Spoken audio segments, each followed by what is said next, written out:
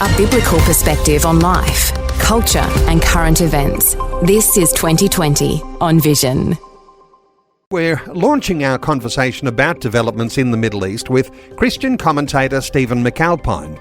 We might be wondering what this means for Australia and the divisions that have developed here over the past 2 years. The Israel war with Hamas has triggered unprecedented anti-Semitism around the world. Even the announcement of the end of war hasn't dampened the fervour of pro-Palestinian activists protesting on our streets, at least as early as last weekend. Well, Stephen McAlpine is back with us, award-winning Christian author, pastor and national consultant for churches and Christian schools. Stephen McAlpine, I might say a special welcome back to 2020. Good to be back with you, Neil. I've been away in Perth for a few weeks. Good to be back on the East Coast. Yes, and I know there's some congratulations for you. You were celebrating a family wedding and just wonderful stuff. Hey, Stephen, the hostage release overnight, central to the end of the hostilities. How were you feeling when all of these things started to break across our TV screens? I guess mixed emotions, just because I'm not looking at the TV screen. I'm watching X or Twitter and some of the socials and seeing it feels just as divided as before that. Celebrating that they are released, but wondering, is this the permanent revolution set to continue? When Donald Trump says this is everlasting peace in the Middle East, I think that would raise a few Christian eyebrows for a start, but it would also raise some well thought out political and cultural eyebrows, because I think something else is happening at the moment. We'll talk about that. Stay with Donald Trump for a few moments. Even his worst enemies and critics seem to be acknowledging that he's done a fine job in helping to coordinate this end of hostilities. Any thoughts from you on that? The fact that even his worst critics seem to be saying he's done well. Well, his second worst critics, maybe, but I'm not sure about his worst critics. Yep. Look, I think one of the things that I thought as I watched this all over the last few weeks was that Donald Trump has always been a disruptor of the norm. And so the norm over the last 30 or 40 years around the Middle East has been try to bring people to the table using rational means and understanding of things. And this was much more like, and I read it in many places, more like The Art of the Deal, which is his book, which he talks about. And I think that's probably what has happened. It's someone different has come in and looked at the situation with a different set of eyes that aren't necessarily the old ways of diplomacy. Did our old ways of diplomacy need a shake-up? Did there need to be a disruptor? Did there need to be someone with a business mindset who could put together a deal here? It seems to be that was the only way forward. Well, I think what happens is self-interest kicks in when you think about the art of a deal. And perhaps one of the smartest persons in the mix was his son-in-law, Jared Kushner, who was also instrumental in getting the Abraham Accords across the line in the first Trump presidency, that he knows a lot of people in the Middle East and does business with them. And they're looking around at the situation going, if this draws us in, our own self-interest will be destroyed. And so in one sense, it was a disruptor that no one could see coming, and the old order of things had probably done its course because it seemed intransigent. Now, I don't think it necessarily is going to solve everything, but it certainly was a disruptor that made people come to the table. Okay, so we've seen Donald Trump signing formal ends of hostilities. He's in the presence of 20 world leaders there at Sharm el-Sheikh in Egypt. And there is a new day. Some will be saying, well, where to from here? Because everything else now is still up for grabs, isn't it? I mean, there might be a plan in place, but how that works out, that might be challenging in days ahead. Well, I think it's a bit like the dog catching the car. Spend so long trying to catch the car, and eventually you do. Now you go, now what do I do with it? And that's probably where we're at. What about the next 18 or 19 points of the plan? Part of the issue will be the intransigence of Hamas on this issue, that it won't give up its weapons. And that's the next stage to see how you can make an organisation that has a very different worldview to the art of the deal, how that would plan out. Because what happened 2 years ago, I think Hamas thought this will be the beginning of the end of Israel, but didn't expect the response it got.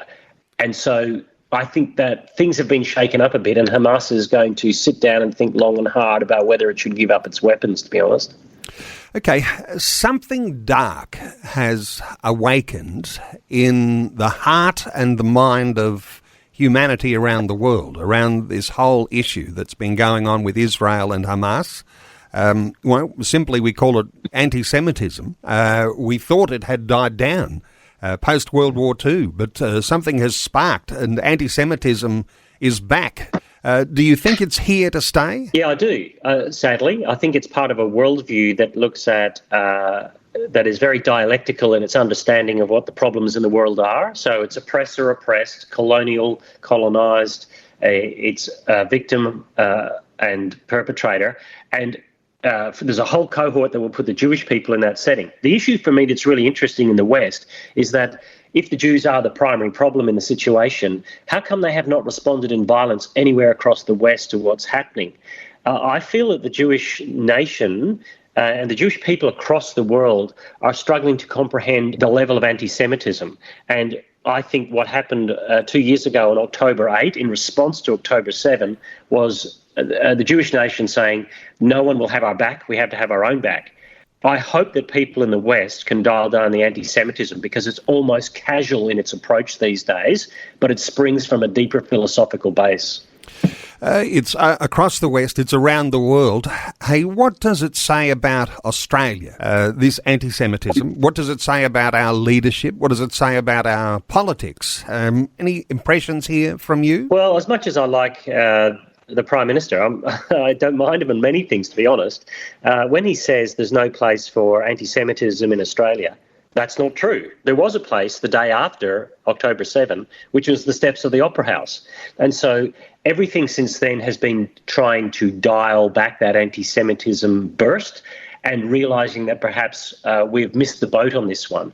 I think that this is what's going to be going forward. And I think that comes culturally, it comes religiously, it comes politically, and it comes from a philosophy that is not grounded in a Judeo-Christian understanding of how the world is put together. So I think we're going to see it continue. Most Australians assumed we're a she'll be right culture. This has been an apocalyptic moment to show how divided we can actually be on big issues about truth, reality, justice, and things like that. So an ongoing polarisation, this is a prediction you can make, and I think there'll be a lot of others who might be saying, you know, I don't think this is going to be the resolution of everything. So an ongoing polarisation here in Australia, do you think that's going to be driven by social media? Is it driven by some mainstream media? Some might be thinking of the ABC, or some might be thinking of all sorts of ways that this is driven, but an ongoing polarisation and the effects are going to be felt for some time. Well, you know, I'll nail my colours to the mast that I'm fairly conservative, so I'm looking at more progressive outlets as the problem, but they equally will look at me and see me as the problem or similar. So the problem I think we have is that this event didn't cause the polarisation. It did, in a little way, like the Charlie Kirk assassination, reveal the polarisation. So big events reveal where we're actually at. And just a day before the Charlie Kirk event, someone said to me, I don't think Australia's coming apart at all. I think we have more in common. And the next day, Charlie Kirk, and it just exploded. Now, perhaps that's conversations happening in the elite, in the media, but it's filtered into social media very quickly. I know lots of younger people who are having conversations about all of these things, and they're not the elites. Interesting when you use that terminology, Australia coming apart. We might be thinking maybe before October 7, 2023, were we together? Were things already starting to split, polarise, come apart then? Are we continuing a pathway of coming apart, do you think, Stephen? Well, look, I took that term from Charles Murray's book, Coming Apart, which is to do with the fact that in the US and across the West, there are two systems of thinking that seem very polarised to each other. And generally, when there's not too much flame and heat, they coexist in, they have skirmishes. But when things like this happen, you see a very different framework of the world, a very progressive post-Christian one. And not all Christians would be for what happened in Gaza, to be honest, let's face it, or even for what's going on in the Middle East. There are two sides to that in the Christian framework as well. Ask any Middle Eastern Christian who lives in Beirut what their view on Israeli jets flying over their house was when they were young. But it has definitely shown that Australia has two very different strands of thinking when it comes to big political issues, cultural issues, sociological issues. And that's what the coming apart issue is, that we don't have as much in common with each other as we used to. It's bigger, though, isn't it, than just looking at an anti-Semitism. There's a polarisation on a whole lot of different dimensions. How would you describe the way that this is just one area of coming apart, and there perhaps even needs to be some level of healing here in Australia if there's going to be a one-hearted, one-minded nation again? Yeah, well, it's hard to figure out how that's going to happen. And people on the left will say it's this way, and people on the right would say it's this way, and then you get hard left and hard right. And therein lies part of the issue. I think as you think about the framework of Christianity that gave birth to the West, there's something in it that dials down some of the tensions that we are experiencing at the moment. It's no coincidence that the post-Christian framework in the West is dialing this up, whether that's post-Christian hard left or post-Christian hard right. There's this tension going on, and everyone's on a spectrum on those issues. But I do think that we don't have a common understanding of what it even means to be a human being anymore in our culture. It's not just what is a woman, it's what is a human, what is a human for. All of these issues, we have big tech saying that we can become transhuman, and we have all of these big world issues that are saying, here's how to find world peace. We're in the middle of an epoch change, I think, in our world at the moment, an empire change, and that is going to be interesting and a little bit scary to ride this through. Stephen, I don't want to waste the opportunity here. Why don't we think through some issues here about how we as Christian believers are to respond to some of these divisions that you are highlighting, that have been highlighted in what's been going on around the world. But how do you think the Christian believer needs to maybe rethink or realign, or in what sort of response do you think we need to be thinking about right now? Well, the gospel response is clearly that Ephesians 2 says that in Christ, God broke down the hostility, the horizontal hostility between warring factions and warring humans, because he broke down the vertical hostility where we were hostile towards God in the cross. So I think the gospel is central to it. Now, let me give you an example. My mum from Northern Ireland went back to live there again in the 90s. And in Northern Ireland, in Belfast, they've got the Peace Wall, the ironically named Peace Wall. And my mum went to a Bible study group with a man who would turn the pages of his Bible with the stumps where his hands used to be, because he was a former member of the IRA and he blew his hands off making a bomb. And the gospel changed him in prison. So I think the gospel's central. Now, what the gospel will do in church and then what it does in culture, politics, all these different aspects of life, that's going to be more complex. But surely it has to start with the Christian understanding of the gospel and how we solve our deep hostilities. Okay, so if you're a Christian believer right now, you've got what you might identify in this moment, some deep hostilities one side or another. How do you respond here by way of trying to break down walls of hostility? Is it a matter of having a listening ear? Is it extending some level of compassion towards those who might be hurting? Is it even offering some level of forgiveness to the ones that you might have actually said have become your enemies in all of this? How do you think the Christian believer thinks and acts and behaves in all of this? Well, forgiveness is the first port of call. And I think that Tim Keller's last book was called Forgive. Why Should I? And how can I? Because he realised that forgiveness had fallen off the radar. And what you're going to find in churches is that there are going to be people who are opposed to each other on this issue, on the Palestinian-Israeli issue. There are going to be people who are opposed on the Charlie Kirk issue, just as there were people who were opposed on the COVID issue. And we haven't played that out as well as we would like in the church.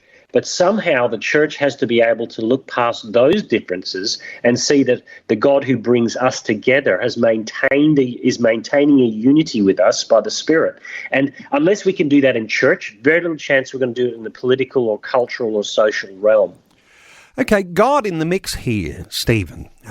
Not taken by surprise. Some people were saying, how did God allow these things to happen in the Middle East? Well, look at a sinful nature as a starting point there. But God not taken by surprise. Is there opportunity in this moment when we talk about hostility and division and being apart that carriers of the gospel have in bringing a message of reconciliation? What are your thoughts here about opportunities? Well, the gospel isn't love your neighbour. That's the law. The gospel is love your enemy.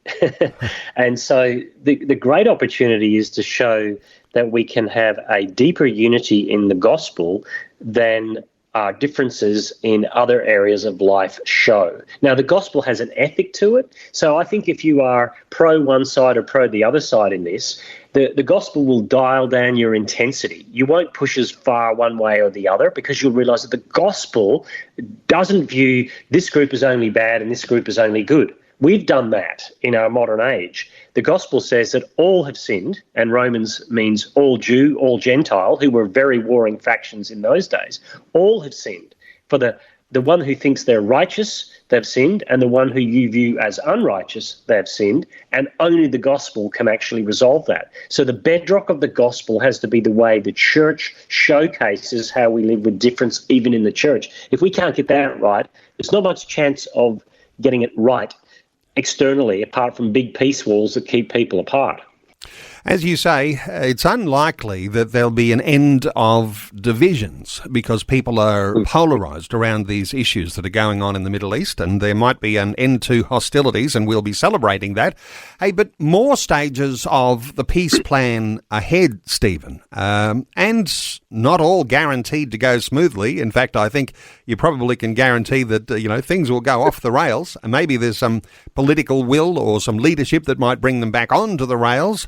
But for the Christian believer, now as we move forward from here, how do we align ourselves with some things in God that might help us to be able to discern what's coming with events that are just ahead of us? Well, the first thing you'd want to say is that nothing should take us by surprise, because Jesus warned us of wars and rumours of wars, and then said even then that's not the end will come. And I think having a big vision that the day is approaching when Jesus returns and puts it right actually dials down our anxiety. I think that's critical. I also think that the Bible tells us to pray for our leaders. The great radical nature of the New Testament, it doesn't say pray to Caesar, it says pray for Caesar, that God will use leaders in this world to actually sort things out. And many of those leaders who don't love Jesus are much wiser in politics and law and culture and sorting things out than many Christians are. So I think we have to say that God has put safety checks in place when he puts good political order in place. Okay, now let me just sort of throw you into the deep end here for a moment. Eschatological issues. A lot of Christians looking at the events that have been going on in the Middle East, drawing some alignments there with biblical prophecies, even, looking at timelines and all sorts of things that some have been doing. Peace in the Middle East, this I think we could see as a positive.